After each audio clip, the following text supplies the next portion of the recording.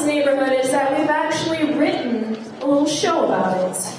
It's the origin story. It's the origin story of the Sheridan neighborhood. And it begins in February 1995. Before that, it was just prairie. There was nothing else here. This open prairie, people staking homestead claims. Imagine the prairie dogs. They're all getting a little drink at Urte. We've written the origin story. It's a dramatic radio piece. That means we're going to talk it. And if you listen closely, it will feature many of your friends and neighbors. So, if I were you, I would listen. Please welcome Joel Listman. And Mr. Andy Sturtevant. And Katie Condon on the piano.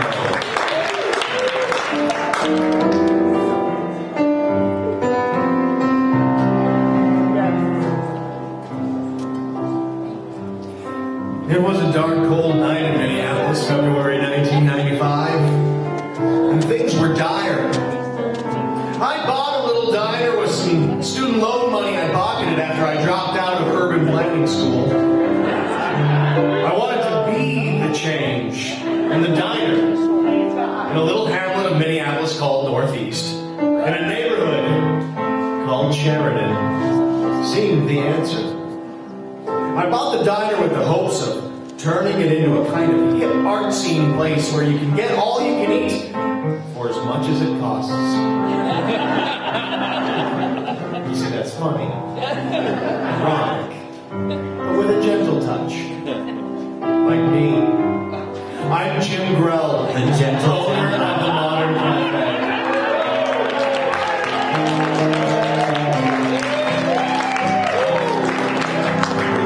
Back then, I could see the future of this tired corner of empty storefronts and dangerous biker bars.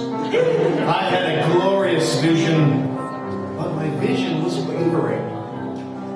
That night, like several nights in a row, I was alone, just wiping the bar over and over again. Outside, snow fell in deep waves as if it wanted to erase all of Sheridan. The dining room was empty too.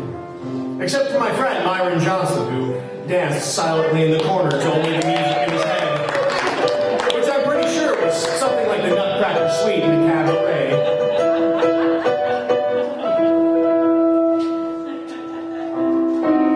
Myron wasn't buying, just dancing. Nobody was buying. Except one customer. The man across from me at the bar. He was a man from the western suburbs. And he offered me a proposal. He had paperwork and money.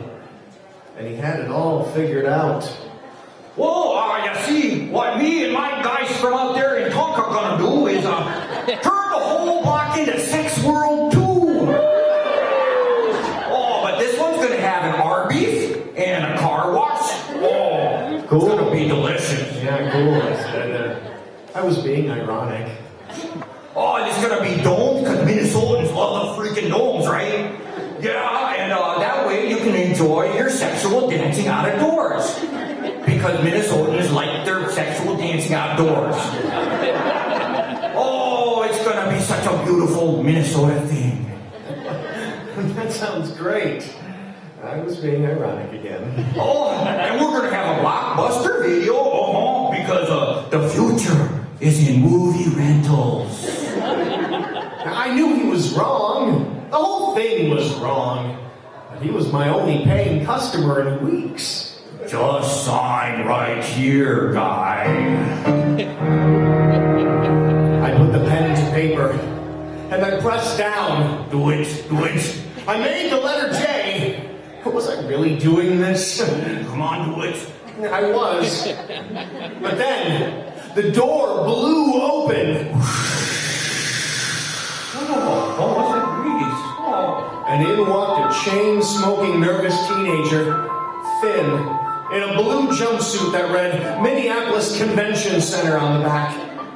His name was Mike Romans. And he had been sent by the convention center to retrieve something I discovered while I was rummaging around in the abandoned Ritz Theater for forgotten tubs of lard. He said, "Where is the painting?" I pointed to the basement where I'd stashed it, and he disappeared down the stairs. When he returned, the item he carried on his back encompassed him. Strangely, the item seemed to float up the stairs by itself, and then rest itself against the bar. I chalked it up to an optical illusion. Roman sat down on a stool and ordered a pot of black coffee, which he drank straight from the pot. No. Holy cripes, what is that thing? Said the man from Minnetonka. It's a painting of the great-great-great-grandfather of this neighborhood, Said the teenage Romans. The painting was 7 feet tall in a gilded frame. It depicted a grave, stately man seated in front of a blood-red velvet curtain. The brush strokes were small. The light in the painting was an eerie green. Screwed into the bottom of the frame was a dusty bronze plaque. I wiped it with my bartender's rag. It says Michael Rainville. Said the man from Minnetonka. Certainly you know of the great Michael Rainville. Oh, we intended to write a joke here, but we forgot. No, you're all wrong. Michael Rainville, the community development baron. He was to community and sponsorship what James J. Hill was to railroads. And he died 100 years ago tonight. Oh, jeez. It's time to send this painting home. Are you sending it to the convention center, sir? No. To an airtight sarcophagus located 1 mile under the Mississippi River, where it will be guarded for all eternity by an army of terracotta undead convention girls. At that point, Romans produced a shovel from his pants. Once the snow lets up, I will start my digging. Then, Romans chugged some coffee and wiped away some stray tears. I didn't have the heart to tell him that Michael Rainville wasn't dead, that I had seen him at Center's buying salsa mix earlier that day. Don't cry, little boy. Come on, it's okay. Said the man from Minnetonka. We're gonna have a car wash here real soon, okay? At that, Romans hung his head full out and sobbed. My knees got weak from the sight of it all. I had to step outside for some fresh air. Outside, the snow was swirling like mad, and I couldn't tell which way was up or down. A child's voice called out to me. Hey, Mr. Jim! Mr. Jim! Buy us a flower from me and my pal Joey! It was Sam and his friend Joe. These little kids from down the block. They were always hustling something. In their newsboy hats and their short pants. Lately, they'd taken to selling flowers in front of Edda's pierogies. Hand cut from local suppliers, farm to base. Sam said. I bought one. It smelled so much like promise. It made me sad. I gave a couple bucks to Joe, and when he took it, in his fingerless gloves, I saw that frostbite would soon set in. I said, hey, why don't you kids come on inside and warm up? Thanks, Mr. Jim, thanks. Yeah, thanks, Mr. Jim. Yeah. The boys came down and sat down in a booth. I said, how about a hot chocolate, huh? Okay, it's on the house. Well, actually, Mr. Jim, could you bring us a couple of glasses of that Argentinian boba you got the Bodega del Pronto? Yeah, the wine spectator called it a head snap. Yeah, it's a good one. Whoa, I thought.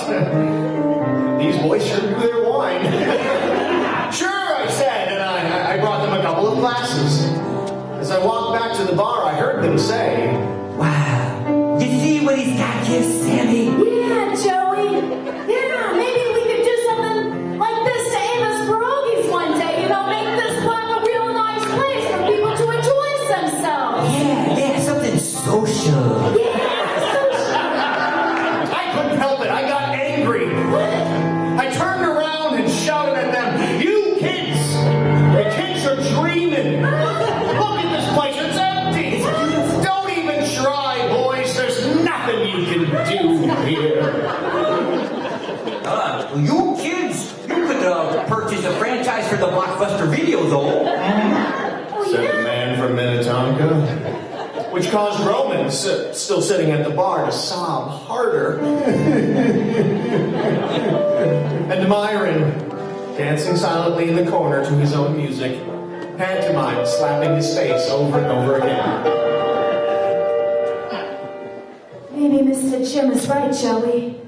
Maybe we should think about moving to Brooklyn. I mean, all the good people in Minneapolis moves to Brooklyn anyways. Yeah, Sammy, and we already got these cheap dime store fake Brooklyn accents. So. Yeah. I was already talking like we was in Brooklyn. My heart broke as I picked up the pen again. But what can I do? I continued to sign my cafe away to the man from Minnetonka. Do it. When the door blew open again. This time, it was two good-looking young men I knew from the haircutting circuit, who occasionally stopped in here after styling gel conferences. One was 18, the other looked 18. It was the father and son, John and Jared Olden.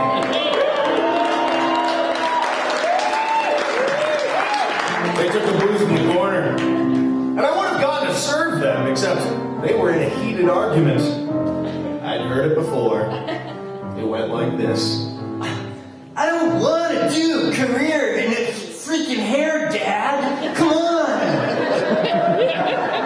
Hair is our business, son. Hair is what we humans do.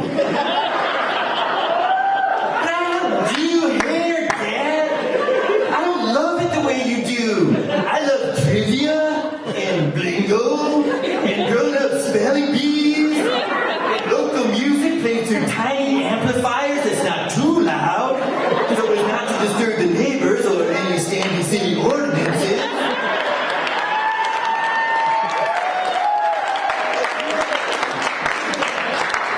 Son, you're not going to find a love like that in a salon. You can only find love like that in a saloon. I don't know how to help you. All I know is the hair business. Oh God! What will we do? What will we do? At that point, the elder Ullman took out a comb and began combing his hair. The younger Ullman came to stand behind my bar, where he nervously drew beers from the tap. For no one. Though Myron did incorporate one into an interpretive dance. I put my pen back to that paper for the man from Minnetonka. Boy, we gotta get this place developed right quick now, okay? There's a whole lot of weirdos hanging out here in this neighborhood. It's time to do this thing, all right? And then the door blew open one more time. And in stomped a group of drunken sailors. Boisterous men and women wearing the white bell-bottom uniform of the British Navy. They were singing "It's a Long Way to Tipperary" and falling over each other in drunken revelry. What were members of the British Navy doing in my cafe in the middle of February? It's Fleet Week. Said Robbins, without lifting his depressed head. And then I remembered, the British 7th Fleet docks up in Duluth this time of year. And when the harbor freezes over, and they have to portage their warships over land to the Mississippi to visit the attractions in northeast Minneapolis.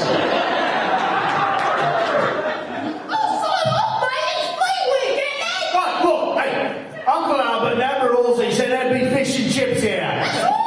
We had to carry an aircraft carrier on bloody backs for 250 kilometers to get here. We're bloody hungry. Oh,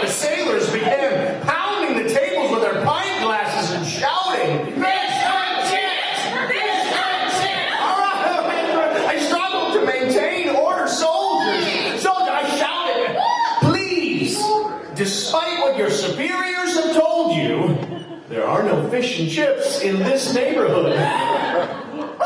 No fish and chips, you say? No. If only more distantly related Irish cousins Luke and Catherine were here. And our even more distantly related American cousin Jimmy. A lot of them always wanted to open a fish and chip shop anyway. They should come here and open a fish and chip shop here in the base. Ah, bollocks. I'm only 15 years old. And I'm bloody pissed about this fish and chips business now. Me too, I want to watch something. Let me ask you this. What sort of bloody neighbourhood is it then if it ain't got no bloody fish and chip shop? You can't even rightfully call it a neighbourhood, can you? It's a joke, isn't it? Well, they were right, of course. And what kind of neighborhood would this one become if I sign away my cafe? Sign it. Sign it. Minnetonka.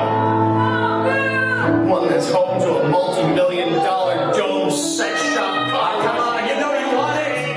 You want it. A concrete mass of parking lots and gyrated, simulated sex. Woo! That wasn't my vision. Not of the neighborhood. But where were the customers? The money. Where were the people who knew the value of buying from locally owned businesses and supporting their neighbors in a sustainable small business, arts-centric way?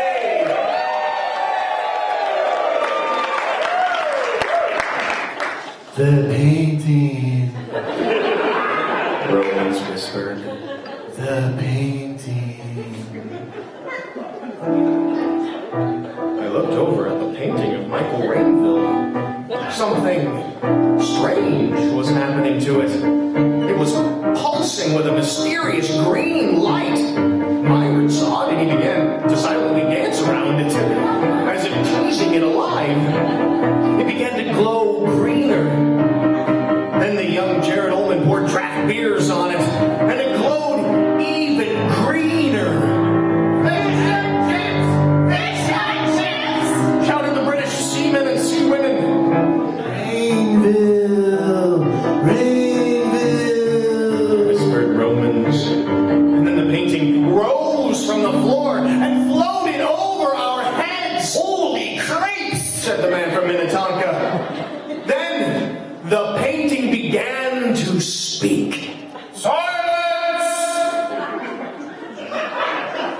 Now I have rested in the basement of the Ritz Theatre for these 100 years, and for one lonely century have thought about the future of the Sheridan neighborhood. Michael Rainville's eyes began glowing red. Before I go home to my violin sarcophagus under the floor of the frozen Mississippi for all eternity, it is my final act to bestow upon the Sheridan neighborhood my prophecy. Prophecy? All of the dreams brought forth here today shall come true.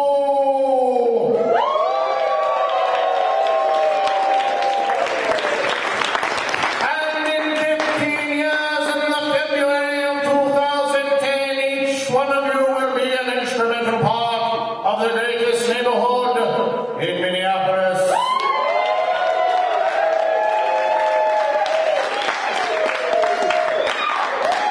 All except you, Tompkins. Whoa, holy cripes, man. Whoa. But the rest of you and your ideas about community and the arts and fine food and wine and small businesses shall make it so. Silence! It will be hard-fought, and it will take the support of neighbors, and it will take lighting. The kind of lighting that will illuminate this place in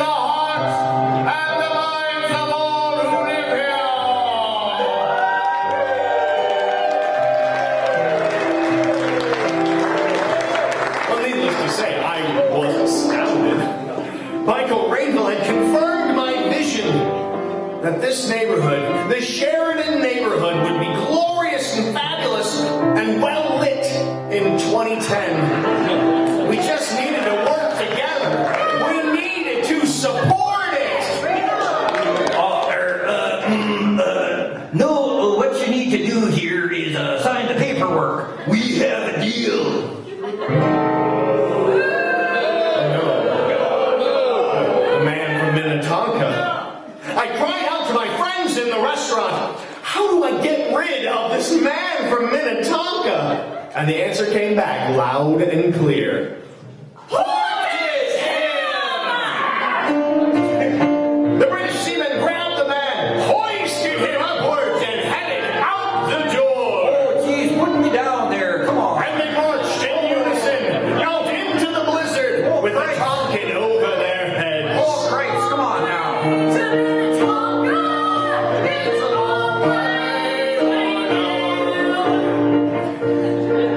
I turned to everyone left in the Modern that night in February 15 years ago. Mike Roman, Myron Johnson, Myron Johnson, John and Jared Ullman, John and Jared Ullman, the little kids, Sammy and Joey, Sam Joy from the station, the remaining Ryan cousins of Luke, Kyle, and Catherine Luke and Catherine, and the painted ghost of Mike Rainbow. Mike Rainbow. I said, we can do this. I know we can make this community work. I know it because I went to urban planning school. What?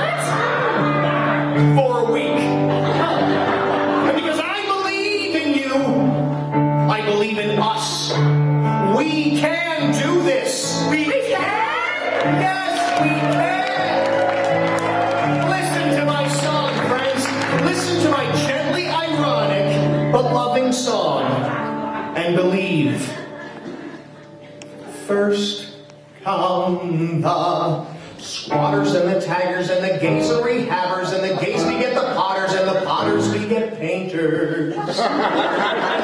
Then the painters beget rockers, when the rockers and the painters, and the gays and rehab potters, and the taggers and the squatters all make sweet love to each other.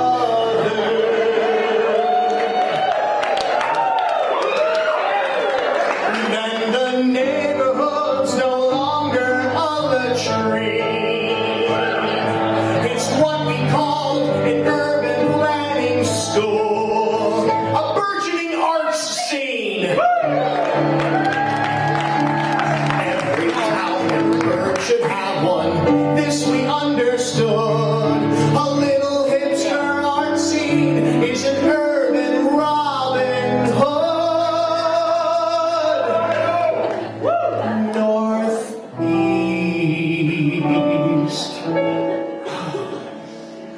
Northeast.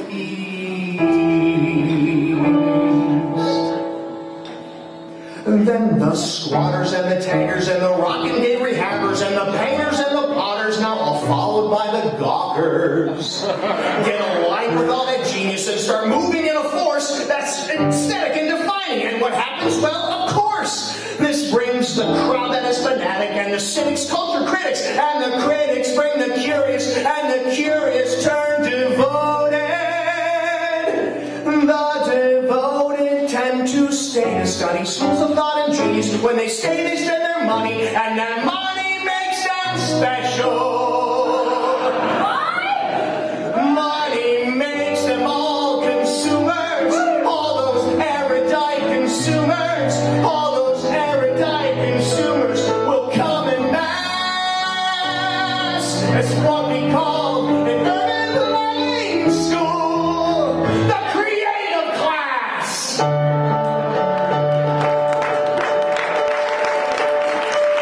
Golden tickets, a city renewal,